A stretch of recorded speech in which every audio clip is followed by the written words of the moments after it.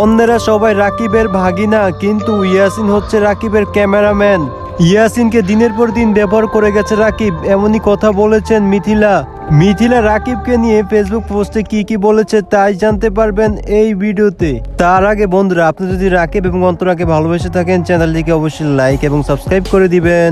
পরিবার, আপনজন অনেক কষ্ট নিয়ে বলতে হচ্ছে, আমার স্বামীকে সবাই ক্যামেরাম্যান হিসেবে চিনে, কেউ তাকে নিজের আসল পরিচয় চিনে না। আজকেও ছোট ছোট বাচ্চারা এসে বলতেছে তুমি তার ক্যামেরাম্যান না। এইটা আজকে না, প্রতিনিয়ত বাচ্চাদের থেকে শুনতে হয়, আর এই জিনিসটাই আমার কলিজায় যে লাগে। আমি চাই না আমার স্বামীকে এইভাবে কেউ চিনুক। সে একজন পারফেক্ট স্বামী। সে 2 বছর ধরে তার ছোট বিজনেস সামলাচ্ছে। অন্যদের সবাই ভাগিনা ভাগ্নি হিসেবে চিনলেও ইয়াসিনকে কেউ ভাগিনা হিসেবে চিনে না। চিনবে বা কিভাবে? সব সময় বলে এসেছে ক্যামেরাম্যান।